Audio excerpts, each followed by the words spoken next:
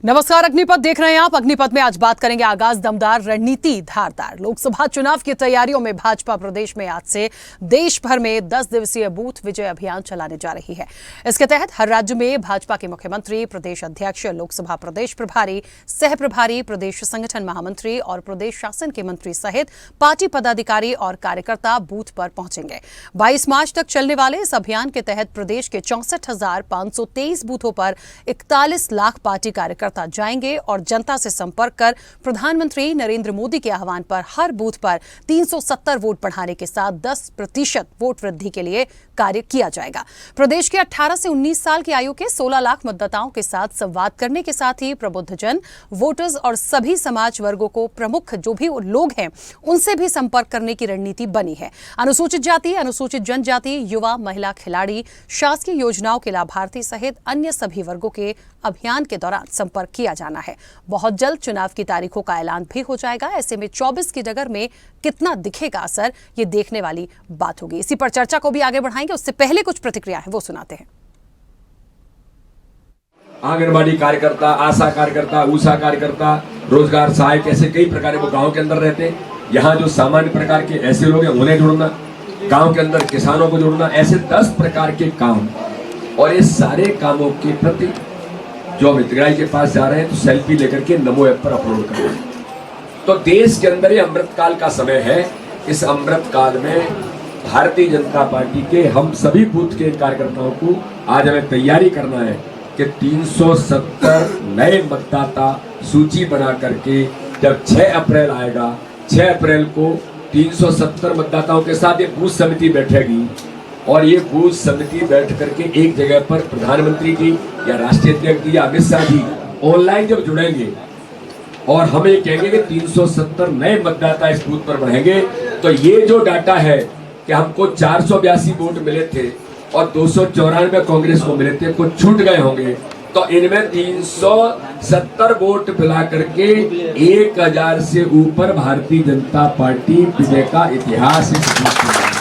देखिए, भारतीय जनता पार्टी समय समय पर तरीके की नौटंकियां करती हैं। उसी तरीके की नौटंकी ये है। भारतीय जनता पार्टी ये बताए कि पिछले बार तो भारतीय जनता पार्टी को 58% वोट मिले थे, तो इस बार आपने टारगेट कम कैसे कर लिया? आप 51% की वोट की बात कर रहे हैं।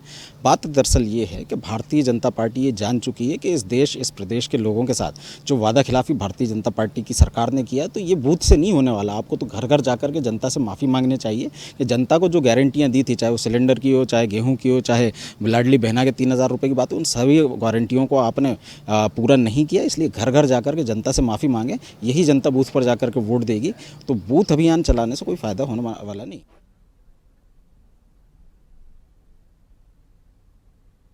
देखिए, बूथ की बात होती है, ये बात बिल्कुल सच है। ये कहा जाता है बूथ मजबूत होगा, राह आसान सी होती है और इसके लिए पार्टी पहली बार नहीं, अक्सर इस तरह के कार्यक्रम होते हैं। इलेक्शन से पहले ये तमाम चीजें की जाती है और करना भी चाहिए। अब कांग्रेस को ये नौटंकी लगता है। उन्हें लगता है जो वादे पहले किए गए, जिन योजनाओं पर बात की जानी चाहिए, वो तो आपने कभी करके दी नहीं है। अब आपको लगता है कि बूथ अभियान लेकर आप जाएंगे और जिस तरह से लाखों की तादाद में मतदाताओं के पास जाने की बात हो रही है, युवाओं को साधने की बात हो रही है, तो इससे बहुत ज्यादा फायदा नहीं होगा। खैर, क्योंकि विपक्ष है, पूरा अधिकार है उन्हें अपनी बात रखने का, लेकिन निश्चित तौर पर जिस तरीके से भारतीय जनता पार्टी चल रही है और ये जो एक महाअभियान की तरफ एक कदम आगे बढ़ाया है, ये वाकई कितना सफल होगा, इसी पर चर्चा को आगे बढ़ाएंगे। हमारे साथ मेहमान जुड़े हैं। सबसे पहले आपका परिचय करा दें। भारतीय जनता पार्टी का पक्ष रखने के लिए गुलरेज शेख हमारे साथ जुड़े हैं। गुलरेज जी, बहुत स्वागत चर्चा में जुड़ने के लिए। कांग्रेस का पक्ष रखने के लिए अमित चौरसिया हमारे साथ जुड़े हैं। अमित जी, आपका भी बहुत स्वागत है। वरिष्ठ पत्रकार देवदत्त दुबे जी हमारे साथ जुड़े हैं। देवदत्त दुबे जी, आपका भी बहुत स्वागत है। और स्वदेश न्यूज की सीनियर एडिटर मुक्ता पाठक जी हमारे साथ जुड़े हैं। मुक्ता जी, आपका भी बहुत स्वागत है। चर्चा की शुरुआत सबसे पहले गुलरेज जी आपसे करना चाहती हूँ। वैसे तो बहुत स्पष्ट हो गया है कि किस प्लानिंग के तहत चल रहे हैं, किन किन चीजों को लेके चलना है और सबसे ज्यादा किस चीज पर फोकस है। अब एक बात है यहाँ पर कि अक्सर ही देखा है, ये बात भारतीय जनता पार्टी कहती आई है कि बूथ एक मजबूत होता है। कहते हैं ना कि बिल्कुल एक कनेक्शन वहां से शुरू होता है, वो मजबूत होगा तो आपकी राह आसान हो जाएगी। कितना सफल इसको मानते हैं? और 22 मार्च तक सुना है कि तमाम जो दिग्गज हैं वो 10 दिन उनकी बड़ी कड़ी मेहनत होनी है इस पर।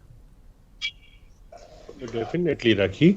और हर हमारा नेता जो है वो 2-2 घंटे प्रति एक बूथ पर प्रतिदिन के हिसाब से देगा और वहाँ के जनता से मिलेगा, वहाँ के जो कार्यकर्ता हैं उनसे भी मिलेगा, उनका भी मॉरल बूस्टअप होता है उससे, और काम करने की फिर उसमें शक्ति भी विस्तार होती है। और हम जो मोदी जी का संदेश है कार्यकर्ताओं को कि 370 जो वोट है प्रति बूथ हमको बढ़ाना है, तो हमको जो सीटें चाहिए वो मिल जाएंगी। मध्य प्रदेश में 29 की 29 डेफिनेटली मिलेंगी, देश में 370 से ज्यादा सीटें हमको प्राप्त होंगी। तो उसी लक्ष्य को लेके हम आगे बढ़ रहे हैं। अब जहां तक कांग्रेस के मैं प्रवक्ता का बयान सुन रहा था आपके टीवी पर, तो कांग्रेस के पास तो मुंह चलाने के अलावा कोई काम है नहीं। आपने देखा था विधानसभा में भी यही सब लोग मुंह चला रहे थे, वो बड़ी बड़ी बातें कर रहे थे, पोस्टर्स लगा रहे थे कि कमलनाथ भावी मुख्यमंत्री हैं, दूसरे दिन कल मुख्यमंत्री बन जाएंगे वोट काउंटिंग के एक दिन पहले। तो ये अभी भी मुंह चला रहे हैं, और जैसा मुंह इन्होंने पहले चलाया था ना वैसा ही अभी भी चला रहे हैं और वैसा ही नतीजा आएगा। ठीक है अमित जी, एक बात तो है, मुझे लगता है बूथ अभियान जो है ये भारतीय जनता पार्टी जिस तरह से काम कर रही है, जिस तरह से चुनावी तैयारियां हैं, ये इनका पार्टी का निर्णय, ये इनकी जो पार्टी है उसका निर्णय हो सकता है। कांग्रेस को ये नौटंकी क्यों लग रहा है? कांग्रेस भी कर सकती है, लोकसभा में तो आप भी हैं, ऐसा तो नहीं कि आप नहीं जाएंगे। देखिए, भारतीय जनता पार्टी पूरी तरीके से इवेंट मैनेजमेंट की पार्टी बनकर रह गई है। पिछले 10 वर्षों में इनके रिकॉर्ड बुक्स में क्या रहा, जनता को बताने के लिए तैयार नहीं है। 2040 के स्वर्णिम भारत का सपना लेके फिर मैदान में आ गए। और आपके अमृततुल्य भारत का क्या हुआ भाई साहब, उस विषय में कोई बात नहीं करेंगे। ऊंची दुकान फीके पकवान, और ये देश की जनता समझ चुकी है, और इसीलिए भ्रम फैलाने का काम पूरे देश भर में कर रहे हैं। कितनी शर्मनाक घटना है कि जिस तरह से केंद्रीय चुनाव आयुक्त अरुण गोयल जी ने अपना इस्तीफा दे दिया बंगाल दौरे से आने के बाद, और उस समय इस्तीफा दिया जब इलेक्ट्रल बॉन्ड की बात हुई सुप्रीम कोर्ट की कड़ी फटकार के बाद। एसबीआई विवश हुआ इलेक्ट्रल बॉन्ड की जानकारी देने के लिए, उसके बाद भी नाम उजागर नहीं करे, उसमें सिर्फ बॉन्ड की जानकारी दी है। तो भारतीय जनता पार्टी पूरी तरीके से अंत ही भ्रष्टाचार से पूरी घबराई हुई है। एक तरफ नरेंद्र मोदी जी अपनी पार्टी के अंदर अपने प्रतिद्वंदी से घबराए हुए हैं, वही भारतीय जनता पार्टी के नेता इस विषय में घबराए हुए हैं कि जमीन पे किस आधार पे जाए। तो एक इवेंट और मार्केटिंग लाना है। धारा 370 को जीवित करने के लिए 370 लिया। अरे हम तो सब चला रहे हैं, आप क्या कर रहे हैं? आप क्या कर रहे हैं? आप क्या कर रहे हैं? दबाव प्रभाव ईडी सीबीआई नजर आ रहा है, काम लगा के कांग्रेस के नेताओं में भय फैलाने का काम आप कर रहे हैं। लेकिन कांग्रेस का कार्यकर्ता किसी भय में नहीं है। हम गोडसे की विचारधारा के खिलाफ देश आजादी से पहले भी लड़े थे और आज भी लड़ रहे हैं, उतनी ताकत से और उतनी मजबूती से वो नजर आ रहा है। चलिए अमित जी आपसे एक सवाल है मेरा, क्योंकि बात ठीक है, झगड़ा मत करिए, एक मिनट रुकिए। अमित जी मुझे ये बताइए, भारतीय जनता पार्टी भ्रष्टाचार में डूबी है, वो जो भी है, लेकिन कांग्रेस की भी ये जिम्मेदारी है। जैसा मैंने पहले कहा, लोकसभा में तो आप भी हैं, ऐसा तो नहीं है कि आप इलेक्शन में ही नहीं जा रहे हैं। और मध्य प्रदेश की बात करूं, बहुत अच्छे विपक्ष के रूप में भी हैं। मुझे ऐसा लगता है कि अभी आपके साथ जो चीजें हुई हैं, आपके तमाम दिग्गज जो हैं वो इधर उधर चले गए, मुझे लगता है क्या ये एक कमजोरी नहीं लगती आपको? इलेक्शन तक ना जाने और कितनी चीजें बिगड़ जाएंगी। एक सीट होती है लोकसभा की, वो भी यदि चली गई तो ये बहुत बड़ा लॉस हो जाएगा कांग्रेस के लिए, क्योंकि गुलरेज जी तो साफ दावा कर रहे हैं 29 की 29 इस बार है। देखिए, इनके दावे के गुब्बारे की हवा तो अभी गुलरेज जी ने निकाल दी। 400 पार का नारा अमित शाह जी दे रहे थे, 370 पे आ गए। और कोई बड़ी अतिशोक्ति नहीं होगी कि 200 के अंदर चले जाएंगे। जनता का मन पूरी जनता से सुनो मोदी जी रखिए साहब, धैर्य रखिए, धैर्य रखिए। सुनने की बात है, 400 पार बीजेपी को 400 पार के नारे की हवा तो आपकी निकल गई। जो पूरे देश भर में आप कांग्रेस को तोड़ने का काम आप करके जनता में जो पदाधिकारी फैलाने और मनोविकारी, हमने क्या कहा था 370 से ज्यादा बीजेपी को, आपके 10 वर्ष के कार्यकाल की हवा दिखती है। जो जुमले थे जनता समझ गई कि मोदी की गारंटी में कितना सच, कितना झूठ है। खाली झोला लिए बाबा बार बार मुंह काला करवाते हो, फिर भी शर्म नहीं आती। लोग ही कांग्रेस कहते हैं आजकल, कांग्रेस नहीं कहते, कल मुही कांग्रेस कहते हैं लोग। वो क्या कहते हैं और क्या नहीं कहते, ये तो आने वाले लोकसभा चुनाव में परिणाम दिख रहा है। 11 SC/ST सीटों पे जो जमीन हिली ना भारतीय जनता पार्टी की, मंडी में जाके लाडली बहन झूठ बोल रहे हो। अरे ये लाडली बहना आई कहां से, ये तो बता दो प्रदेश की जनता को। हिमाचल और कर्नाटक में कांग्रेस के मॉडल को देखिए है ना, मध्य प्रदेश की है लाडली। हिमाचल चलिए, प्रदेश और गुरुवेश जी और अमित जी, ठीक है, चलिए दोनों जन शांत हो जाइए प्लीज। वापस आती हूँ मैं। देवदत्त जी, एक तरफ बूथ अभियान है, उनको जैसा करना है वो करेंगे। कितना सफल होता देखते हैं आप भारतीय जनता पार्टी के लिए लोकसभा में, और कांग्रेस को किस चीज की इस वक्त जरूरत है? मेरा सवाल होने दीजिए प्लीज, देवदत्त जी से है प्लीज। अमित जी, प्रश्न रखा है उसका जवाब जरूर मैं। अमित जी प्लीज वापस आए जी, वो मुद्दे पे आए तो ज्यादा ठीक रहेगा। अभी मध्य प्रदेश में एक बड़ी न्याय यात्रा निकली राहुल गांधी जी के नेतृत्व में। अमित जी, मेरा सवाल देवदत्त जी से है, मैं वापस आती हूँ प्लीज, 1 मिनट। जी ठीक है, ठीक है। तो स्वाभाविक है कि भाजपा संगठन की दृष्टि से बूथ स्तर पर मजबूत है, तो वो अपना उसी को और मजबूत करने के लिए, चूंकि राष्ट्रीय नेतृत्व ने 370 वोट बढ़ाने के लिए कहा है, तो और जिस तरह से वो हर अभियान को लेते हैं, आप देखो अभी केंद्रीय नेता भी दीवार लेखन कर रहे थे, कमल का फूल बना रहे थे, कार्यकर्ता ही बना रहे थे। तो भाजपा तो 24 घंटे 365 दिन चुनावी मोड में रहने वाली पार्टी है, और वो हर बार बूथ पर काम करती है। पन्ना प्रमुख, फिर अर्ध पन्ना प्रमुख, अब तो परिवार प्रमुख भी पिछले चुनाव में देखने को मिले। लेकिन इसके बावजूद भी आप देखेंगे कि कुछ सीटें वो हारते हैं। तैयारी तो सभी सीटों पे करते हैं, लेकिन कुछ सीटें हारते हैं। तो चुनाव में और कुछ भी कारण होते हैं जीत हार के, केवल बूथ मजबूत और ये सब चीजें नहीं होती। कुछ जनता भी होती है, कुछ प्रत्याशी भी होते हैं, मैनेजमेंट होता है, बहुत सारे कारण होते हैं चुनाव में। कोई एक कारण जीतने का नहीं होता, अन्यथा पूरी सीटें भाजपा जीते। जिस तरह से वो अभियान चलाती है, बूथ अभियान, सदस्यता अभियान, पन्ना, पेज, घर प्रमुख सब बनाती है। तो ये राजनीति है, सबके अलग अलग मुद्दे हैं, मापदंड हैं। और चूंकि विपक्षी दल कांग्रेस है, मध्य प्रदेश में 2 दलीय व्यवस्था है, तो जो सत्ता से नाराज होते हैं वो कांग्रेस के पास जाते हैं वोट। तो कांग्रेस इस समय एक तरह से ध्रुवीकरण के दौर से गुजर रही है। उसके नेता जितने थे, बड़े नेता सब ना तो या तो चुनाव नहीं लड़ रहे हैं या बाहर जा रहे हैं, पार्टी छोड़ रहे हैं। सुरेश पचौरी जैसे लोग पार्टी छोड़ के चले गए, और कई दिग्गज नेता चुनाव लड़ने से इनकार कर रहे हैं। लेकिन इसके बावजूद भी पार्टी ने अभी 10 प्रत्याशी घोषित कर दिए कल, और भी। और जिस तरीके से वो 2 प्रोफाइल प्रत्याशी ला रहे हैं, तो हो सकता है उनको इसका फायदा मिले पार्टी को, और जो विरोध है सत्ता का वो उनको ले जाए। तो चुनाव में मैं फिर कहूंगा कोई एक कारण नहीं होते मौजूद। ये बात सही है कि भाजपा बहुत आगे है बूथ में, जो मजबूती की दृष्टि है, कार्यकर्ता संगठन। और मध्य प्रदेश तो उनका देश में सबसे बड़ा संगठन वाला प्रदेश माना जाता है, जहां कुशाभाऊ ठाकरे, प्यारेलाल खंडेलवाल ने जिस प्रदेश को गढ़ा है, तो कार्यकर्ताओं की टीम भी है। लेकिन आप देखेंगे इन सबके बावजूद भी 2018 में पार्टी हार गई। अभी भी जितनी सीटों पे हारी, आखिर हारी तो फिर मैं कहूंगा कि एक कोई कारण नहीं होते, सब प्रकार के कारण होते हैं। अब कांग्रेस कितना जोर लगा पाती है, कितना बूथ पे अपने कार्यकर्ताओं को जुटा पाती है, जो हताशा निराशा है विधानसभा चुनाव की, उससे कितना उबार पाती है।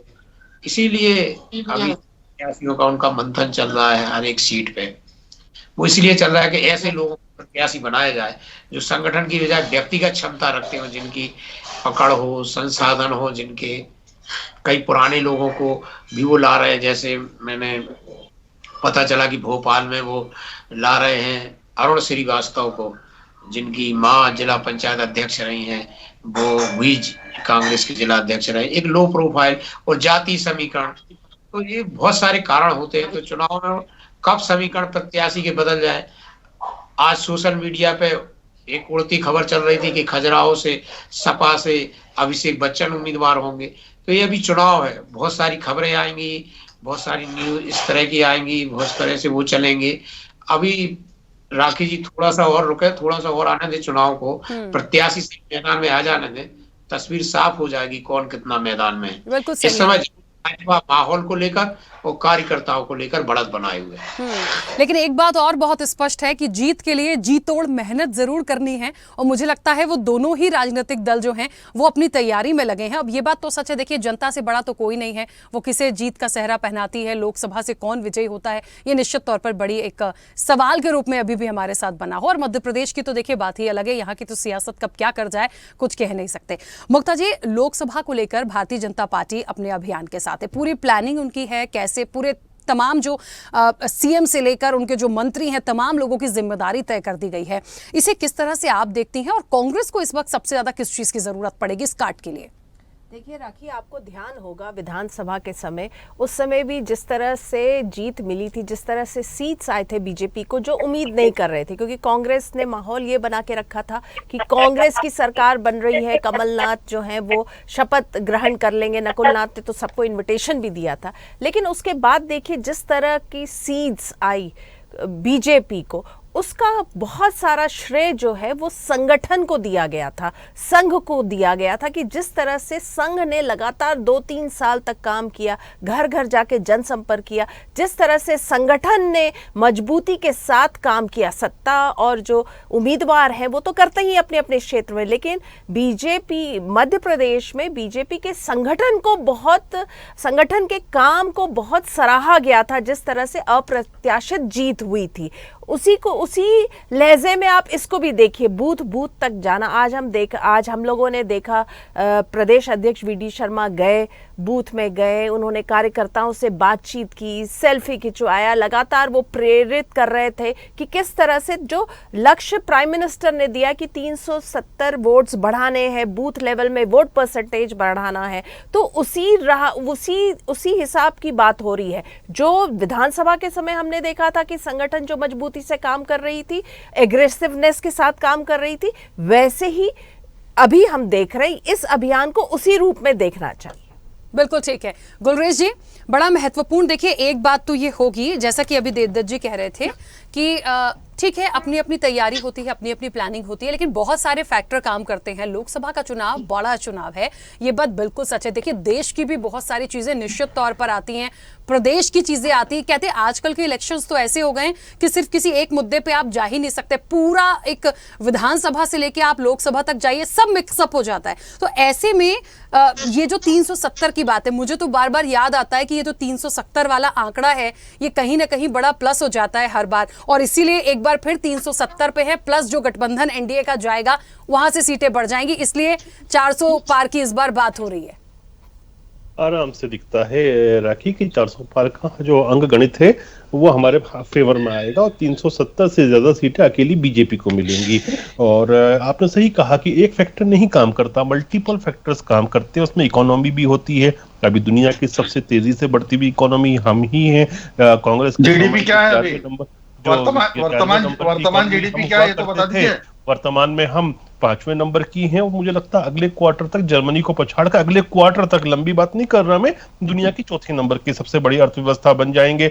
आपने डिफेंस में देखा किस प्रकार से हमारी जो इंडिजीनियस इक्विपमेंट है उसका हम शोकास्ट कर रहे हैं। आपने देखा वैश्विक मंच में भारत का किस तरह से इज्जत बढ़ रही है। इंफ्रास्ट्रक्चर के मामले को आप उठा के देख लीजिए, अपने घर से बाहर कोई भी व्यक्ति निकले तो हर किलोमीटर 2 किलोमीटर पर नवनिर्माण के काम चल रहे हैं। उसी प्रकार प्रदेश की सरकार भी काम कर रही है। तो मल्टीपल नंबर ऑफ फैक्टर्स होते हैं जो काम करते हैं। और फिर दूसरा होता है संगठन होता है। तो संगठन जो होता है वो हर व्यक्ति से संपर्क करता है और इस अभियान, बूथ वाले अभियान के तहत हम वही काम कर रहे हैं। मोदी जी की नीतियां बड़ी अच्छी है, मोहन जी की नीतियां बहुत अच्छी हैं। देश प्रदेश की जो डबल पहिए की गाड़ी है, वो जो डबल इंजन की गाड़ी है, वो बहुत तेजी से आगे बढ़ रही है और संगठन भी उतनी ही तेजी से लोगों से संपर्क कर रहा है। तो क्यों नहीं आएंगी सीटें, आराम से आएंगी।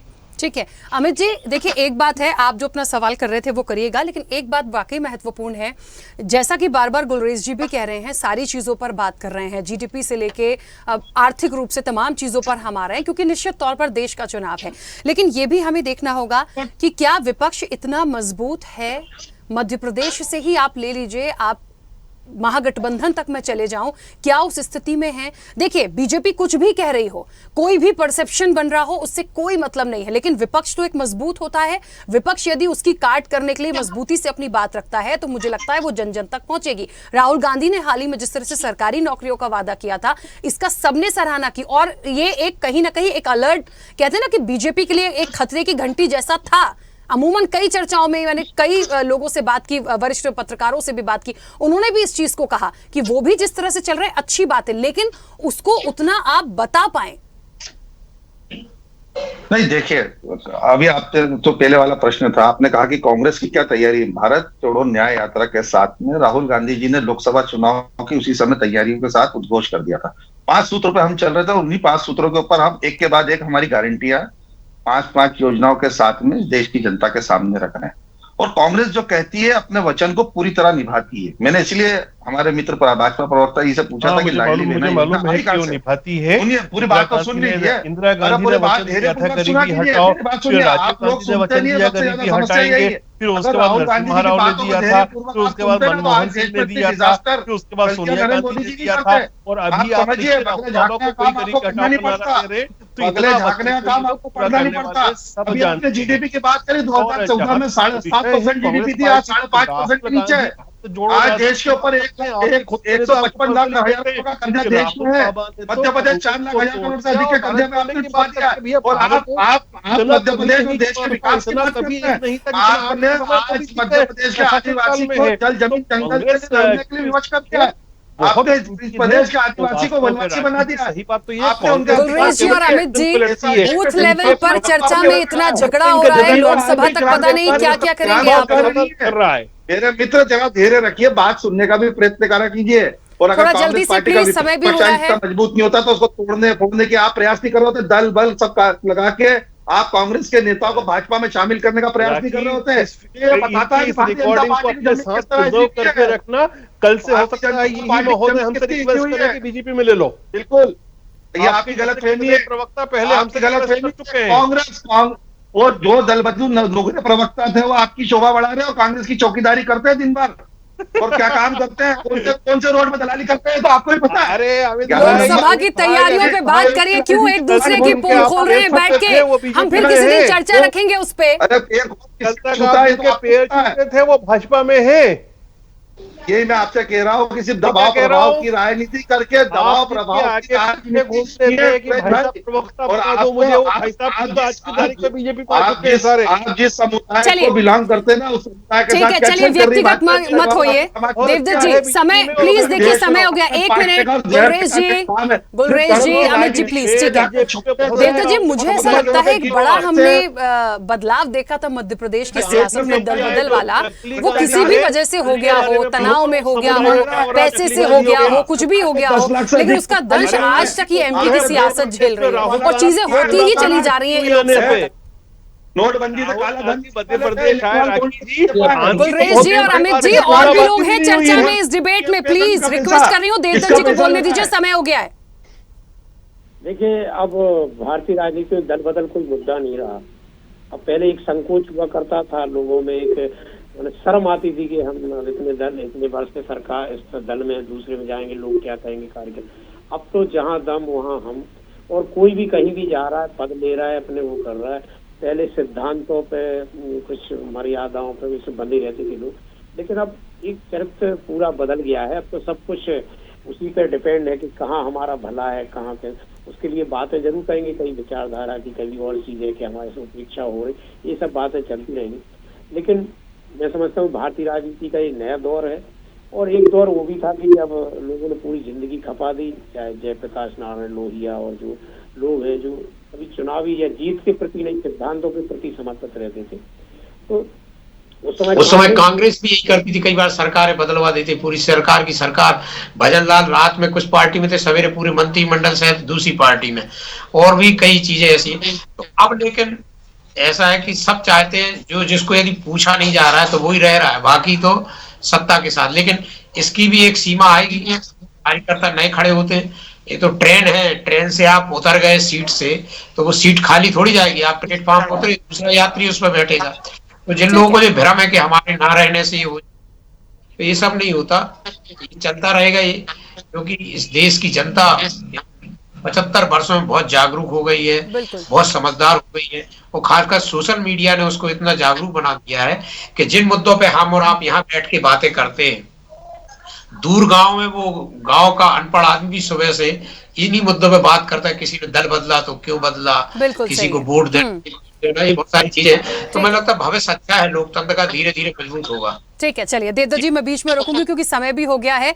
देखिए, अभी एक बात इस चर्चा में निकली थी कि जिसमें दम उसके हम, लेकिन एक बात और भी है इस इलेक्शन में कि कोई नहीं है किसी से कम और ना भी समझ रहा है। तो अब जनता इसका निर्णय दे देगी। समय हो गया। आप सभी का बहुत शुक्रिया इस चर्चा में जुड़ने के लिए। निश्चित तौर पर देखिए, आगाज दमदार, रणनीति धारदार की बात हो रही है तो रणनीति चल तो रहे हैं अपनी लाइन पर, लेकिन विपक्ष में होने के नाते कांग्रेस को भी यह देखना है कि सिर्फ मध्य प्रदेश नहीं, आपको लोकसभा में महागठबंधन भी था, वहां से भी चीजें आपकी कैसे गिरती आई हैं धीरे धीरे, उस चीज को संभालना बहुत जरूरी है। अब देखते हैं किसकी तैयारी है और किसकी तैयारी में कितना दम है। आने वाले चुनाव में जनता किसे चुनती है, यह देखना दिलचस्प होगा। चर्चा में इतना ही। बने रहिए स्वदेश न्यूज के साथ। सबसे पहले देश।